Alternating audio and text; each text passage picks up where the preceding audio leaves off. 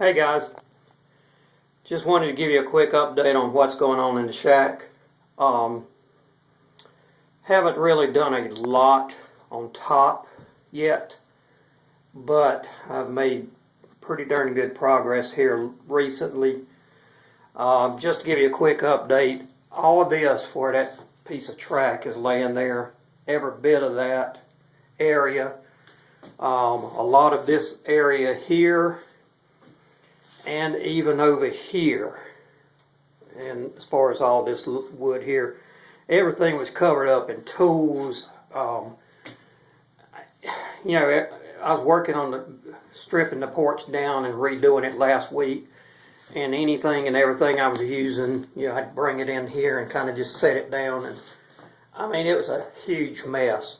Down here I had lumber stacked everywhere, trim work and so forth, so you couldn't even hardly walk in here. But as you can notice now, all the way around, I mean, look, that corner, if you look at my previous videos, that whole corner and that whole middle section between the two tracks was covered in scenery stuff, as far as ballast and moss and, you know, anything you want to name having to do with scenery. And all that's gone. In fact, the whole layout is totally cleared off. If it's not related to the, you know, the track and the layout itself, then it's not on there. Another thing is, my wife asked me if I wanted to use this. My son had this last year at his dorm, and he didn't need it anymore. And so I was able to, well, actually she asked me if I wanted it, and I brought it in here and just giving you a quick look-see if I can reach. I've got all kinds of grass and ground cover and so forth all down in there. So and up here, all my glues and things of that nature, nails, track nails, joiners, so forth up there. Now this one here is the interesting drawer. My buddy Todd, who got me into this hobby, his son tore out a bunch of woodland, was redoing his layout some, and they brought this over. When I saw the big trash bag full, my first thought was throw it out. But, you know, after I got to looking at it, I mean, hey, between dead trees and swamp, which I can also glue and make trees, and using this as bushes and so forth, and up under the trees in the woods, that's a ton of money there saved. So I was well pleased to keep it. Left out, it is destroyed. I guess you might, those of you who have seen my other videos, might recognize that piece of track there with that section. That's one end of it. The other end you can barely see the cork sticking out from. I cut out the center section. I've gotten all these 1x2s, and I'm going to create another box that drops down below it, which is going to be made out of this here. And basically, I'm going to connect the two pieces that I had here before and on the other end, but then that piece I just showed you is going to drop down in the center here, and therefore create my pond area and, you know, the area to put my bridge in, my piling bridge. Son was working for a, a salon, as far as helping them move. They were closing a store down. And they gave him this trash can. He brought it home. He said, "Dad, I don't know what to do with it." I said, "Well, son, give it to me."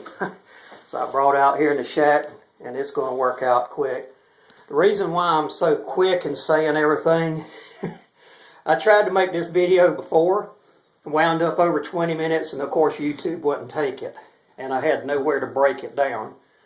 So I'm trying to get a lot in a small space of time. One other thing, I presently have my shelves mount. Well, They're temporarily mounted in place. I've got to screw the shelf itself down into those supports that you see. The supports themselves are resting on the screws that'll hold them in place. And I've also got to paint this. I don't know if you could see the edge. I did router the front edge and the ends. The ends you won't be able to see that much since they're all the way up against the molding. But that is going to be my display for the Cannonball .027 scale that my wife gave me. It's been her train for 37 years, and she said if I wanted to bring it out here and do whatever with it, I could. So I've got a feeling that by the time I put the engine and the tender on this end, because it's a steam locomotive, I don't know, I'm hoping I can get all the cars, but because of the slope of the roof, I don't know if it's going to fit in on this one side or not.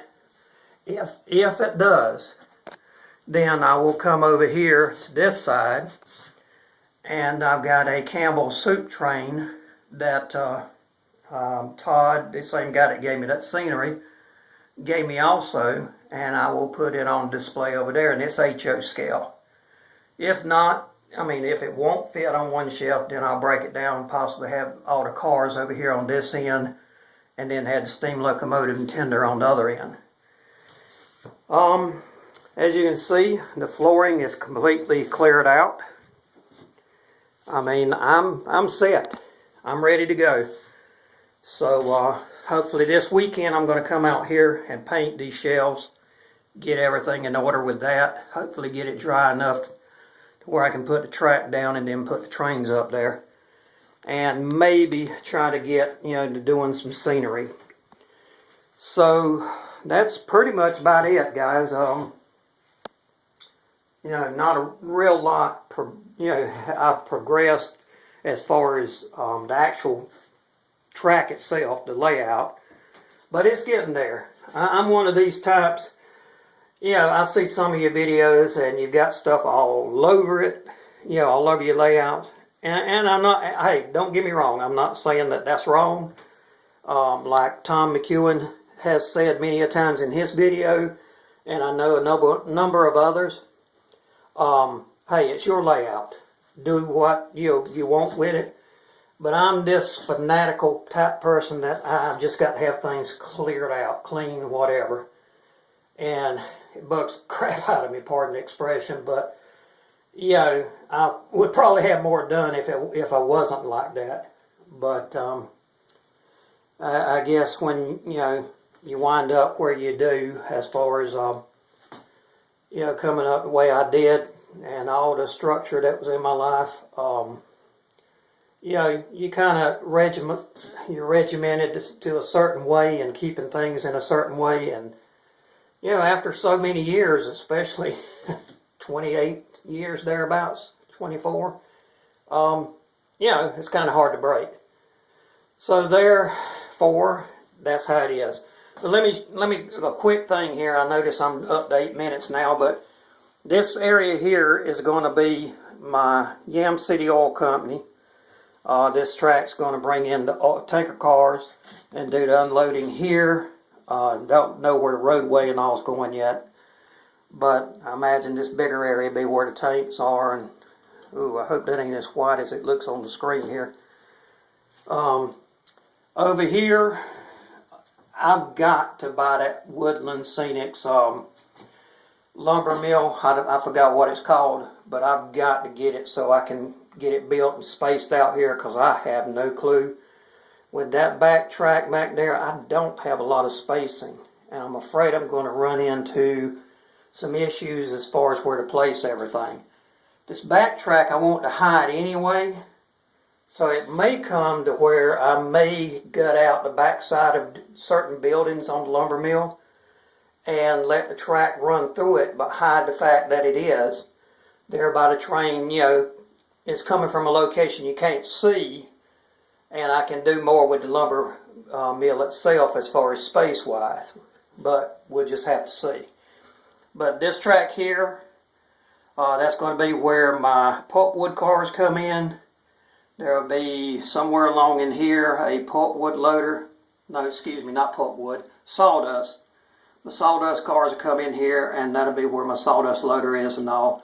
Furnace is probably going to go back in that corner over yonder, which thus means that somehow that mill itself is going to have to be right there up against that track somewhere. But, you know, only time will tell. Coming on down the line, which you've got the split there. Of course, you got the turnout, that, you know, where the main workings are for the industries. And then you've got this track here, which will be where I park the train, you know, while I go and work the various industries. The tractor supply place is going to be up here. You're going to have a loading area, loading unloading area on either side of this ramp here, where I'll be able to bring in flat cars on both sides. This second turnoff is going to be for my Yam City oil, excuse me, Lady Tabor yams, sweet potato packaging warehouse and so forth. So that is, as far as I know, going to be all my industries. In here I've got some buildings as far as, you know, for the downtown area, and so I will be putting those in here. Probably going to gut the back of the buildings, put them up against the wall, kind of gut this section out to where the train will basically go through the buildings, but we'll hide the fact with trees and back, you know, and walls inside the buildings where you can't see it, to try to, you know, utilize as much space as I can. And then of course everything comes back into the main track and across the turnout, which would be there in the swamp area. Alright guys, that's it. A real brief quick tour. Well, not so brief, it's 12 minutes now. But that's kind of my layout in a nutshell. You've already seen, you know, my locomotives stuck down there. One that's not down there right now is the A unit of the F7, which is inside the house trying to get the lights fixed on it. Some of my cars over here. I've got probably twice that many cars sitting in boxes in the house that I haven't even put together yet. So a lot of stuff to do, and you know, this winter coming up, give me plenty of time to do it. But anyway, that's it for now. Just wanted to kind of post an update since Ian and Tommy Kewen and John Warren and Graham Stokes, and seemed like everybody was posting but me, so I just wanted to kind of give y'all a kind of a tour. Say, hey, I'm still at it. I haven't forgotten. So I hope y'all have enjoyed the quick tour. Sorry that I sound so out of breath rushing through this thing, but I did want to condense 20 minutes down to 13 minutes and a half. So anyway, guys, let me get out of here. I'll catch you on Trading Life and YouTube and Facebook. And, you know, keep the comments and, you know, the suggestions coming. And I appreciate all the ideas, the thoughts, and also the ideas I'm able to pick up through your layouts. Keep posting them videos and them pictures of what you're doing, because it's helped me out a lot. Talk to you later, guys. Take care.